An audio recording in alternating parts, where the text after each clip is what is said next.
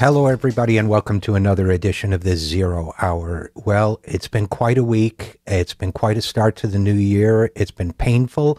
It's been trying. It's been challenging. We will talk more about the tragedy in Paris later in the hour, and we will be covering it as it continues to unfold and as we continue to learn more about it.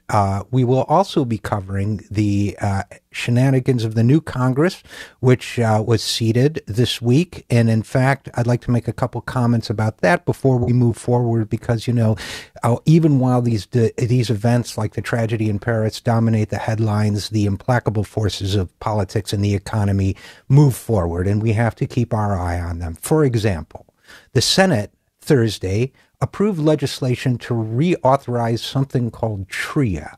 That's the Terrorism Risk Insurance Act. Now, they've reauthorized it for 6 years, but they did so over the objections of some Democrats and independents, including Elizabeth Warren and Bernie Sanders, who felt that it was wrong to include a provision in it which weakened the Dodd-Frank bill and eased up regulations on Wall Street. Well, of course it's wrong. This is going to be something we're going to see a lot of in coming months and in the 2 years of this session, as Republicans, with the assistance of corporate Democrats, weaken one protection after another instead of strengthening them. In this case, what they did was they changed a rule meant to protect the public from the Wall Street casino. They did so by gaining the vote of a number of Democrats as well as most Republicans. Now, interestingly enough, Senator Marco Rubio joined with Senators Warren, Sanders, and Maria Cantwell in opposing the measure. But this is also the shape of things to come, particularly when it comes to banking issues.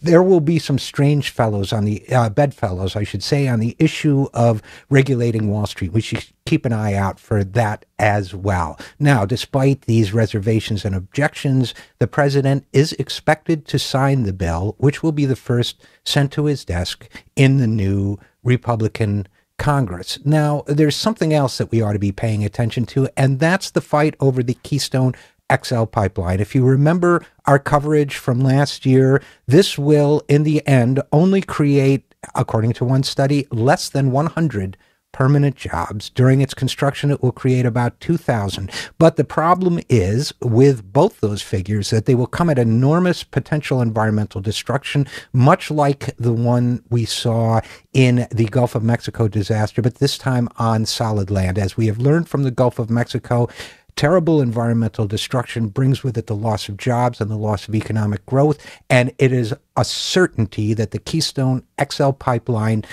will not only harm our environment, but will harm our economy and in the long run cause the loss of jobs and prosperity rather than the growth of jobs and prosperity. Now, we take our tone very important, very seriously on this program, and we don't use bad language often. But in reviewing the relentless efforts to pass the Keystone XL bill, which we are seeing now and will continue to see, it brings to mind a line from the environmental poet Robertson Jeffers. Robertson Jeffers lived in the middle of the 20th century, and he observed at one point while looking out on a desecrated beach, and our producers will bleep this line out, but Robertson Jeffers, the poet, observed, they'd shit on the morning star if they could. And I'm afraid that's about what we're going to see in the environmental struggle to come. We are going to see Republicans and Democratic allies who, in the interest of pursuing the corporate dollar,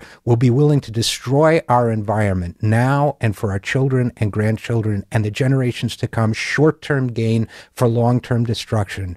We're going to see that Republicans would shit on the morning star and the planet, that their Democratic allies would do the same, and that it's up to those of us who uphold the conscience of the future and the conscience of the earth to fight them. So we promise at this dawn of the new year that we will cover those issues, we will resist those moves, we will be as effective a voice as we can be for the planet, the environment, and the generations to come. We hope you're not offended by our language, which is taken from the poet Robertson Jeffers, and we hope you will join us in that effort.